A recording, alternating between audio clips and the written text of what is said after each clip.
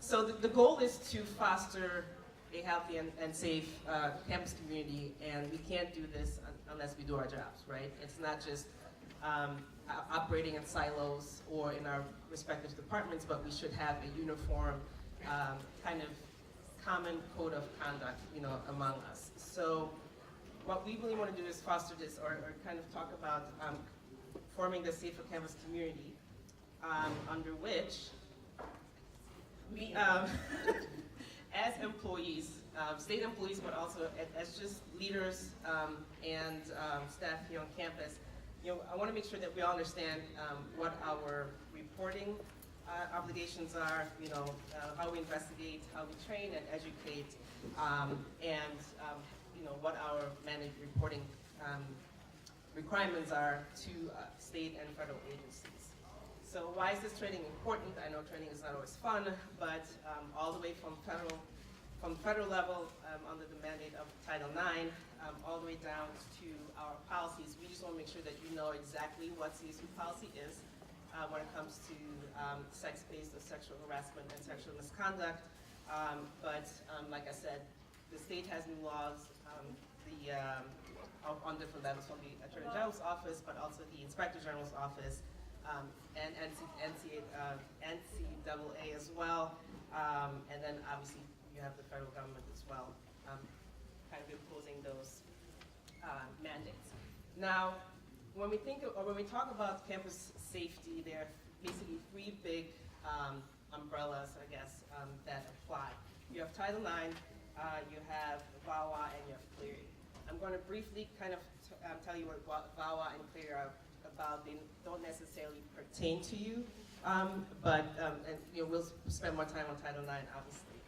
But I want you to understand that we basically, any type of public and private institutions have these like multi-layered approach of regulatory systems, like I said.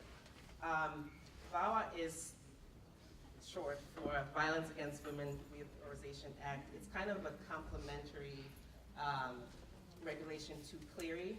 It needs to actually be re-signed this fall to stay active, but CLERE has basically adopted what VAWA does, which is basically just mandating that staff and faculty be trained in matters that deal with domestic and dating violence, stalking, things that other regular mandates did not include, basically.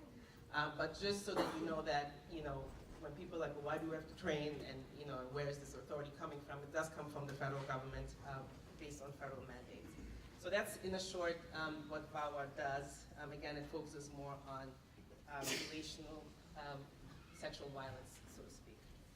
Then there's CLERE.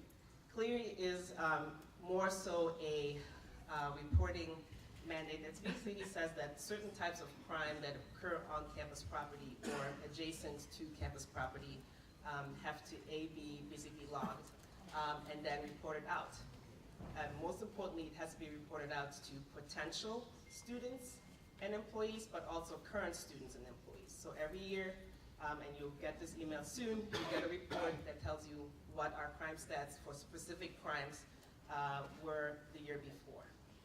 It's basically a consumer protection mandate to let people know, potential people know that, okay, this is what the safety is on, the campus that you're either joining as a staff member or a student, but also letting the community know, this is what's happening on campus. If you didn't know, we are the 5th safest campus in Illinois. And that's big. I mean, we're on the south side of Chicago, right? So there comes connotation with that. But we're the 5th safest campus here in the state, so I think that's pretty, we should pat ourselves on the back, As far as CLERE type crimes, we're talking, and I don't know. I know. So it's really more 4 categories that really deal with high-level, crime. So from homicide, arson, and more more extreme crimes. So usually we have criminal offenses like sexual assault, basically, including rape, statutory rape, and so forth. You have robbery and burglary, motor vehicle theft, and like I said, arson. The second category of crimes are the VAWA crimes, so domestic violence, dating violence, and stalking. The third category is hate crimes, so basically all the crimes that we're talking about, but that are done with a motive, that's based on hate crime. And then the fourth one is any type of disciplinary action or referral or arrest that involves either a violation of weapons law, drug abuse law, or liquor law. So that's basically what CLEARE is, and like I said, it pertains to things that happen on campus property or adjacent to it on public property. And like I said, we have this requirement where the annual security report has to be given to the campus community. Part of CLEARE also says that we have to keep people abreast of any type of warnings that have to deal with, if something happens on campus, let's say, God forbid, we have an active shooter situation or fire alarm or anything like that. Everybody, you guys all are on the RAVE system, right? Yeah. If you don't know what RAVE is, please check with somebody. It's very important. We want to make sure that you get any type of notifications timely. So that's CLEARE. Now we come to the big thing, Title IX. Title IX, as I stated, is a federal law, and basically says that any type of institution that receives federal funds to run its programs, fully or partially, cannot discriminate on the basis of sex. Over the years, that has then been expanded to sexual orientation, sexual identification, religion, ethnicity, and so forth. Most people who hear Title IX think it just kind of applies to athletics, recruitment, and so forth. But Title IX applies to everything and to everybody. It does not just apply to students, it applies to staff as well. Again, all the way from recruitment, to retiring or, any type of cessation of their employment with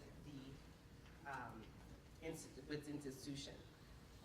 Again, we have Illinois state law that applies to this as well, and the city actually has ordinances against sexual harassment, and discrimination. So again, it's not just a CSU thing, but literally on every layer of jurisdiction, there are laws and penalties that come with basically violating these types of laws. Now, zooming in on CSU's policy, we actually revamped our policy against sexual harassment and sexual misconduct, and we have a new procedure as well. I'm not going to read all these slides. I know there are a lot, because we do want to address any questions that you have. And so, obviously, we have a policy against this, and really what this all comes down to is consent, right? It's not just a conversation that we have with students, but that's also a conversation that we have to have with each other, because we need to understand how nuanced these situations can be and how they come up. Just so that you know who you would address any questions to, obviously myself, I'm the Title IX coordinator, but you have human resources, you have academic affairs, the dean of students, our ethics officer, and then if it involves, if the person who is engaged in the conduct is a staff member, you can also report directly to the state, which are the two bottom agencies as well. All right, so in a nutshell, what is prohibited at CSU? So basically the whole entire spectrum, right? We start with sex-based or sexual harassment, all the way to actually filing a false report, interfering with somebody who wants to file a report, retaliating, and just in any type of way discouraging or hindering an investigation. So we are basically covering the whole entire gamut of any conduct that would pertain to a complaint. Okay, so next we're going to give a few details about what these terms mean. So something that's important to understand is that even just the attempt is enough to get someone some sort of Title IX complaint. So it doesn't have to be, the behavior doesn't have to be completely carried out, right? It doesn't have to reach its end point, so to speak, right? Just the attempt is enough to cause someone to feel uncomfortable, and that is enough to get a complaint going. So that's something that we emphasize whenever we do these presentations, is that just the attempt is enough. So we want to make sure that we are defining consent. So consent is yours to give, right? That's what we tell everyone. It's yours to give, it's yours to take away at any point in time when you feel that you are not comfortable, right? Consent has to be a verbally given agreement. So it can't be something that is implied, it can't be something that is assumed. It has to be something that is articulated by that person. So that way it kind of clears up any confusion or any misconceptions or misunderstandings about if consent was actually given. And it has to be given freely, right? So that means it can't be given under coercion, it can't be given under threat of force or under threat of anything. And so as it pertains to particularly if you think about faculty, right, we don't want anyone to say, oh, well, I thought if I did this, I might get a better grade, or it's something like that. So you want to make sure that any consent is given freely and willingly. And again, the absence of giving consent should be treated how? It's a no, right? And if you have to question whether or not consent was given, the answer is probably no, right? It has to be that clear, it has to be expressed. It should not be a lack of, like walking away or jerking away or anything like that. It has to actually be said in the affirmative, okay? Absolutely. And there are people who are not able to consent, right? So people who are not able to consent are folks who are incapacitated by substances, folks who are impaired by alcohol or other substances, people who are unable to give consent if they are underage, if they are also mentally impaired, they are not able to give consent, okay? Something else that's important to remember about consent is that a prior relationship does not imply consent. So just because two people may have been in a dating relationship previously, or even if they're in a dating relationship now, that does not mean that consent does not have to be obtained from the person. Okay? Consent is something that is always in place, dynamic, it's evolving, it's ever changing, and it's always a person's to give or take away at any point in time. And just one note about impairment.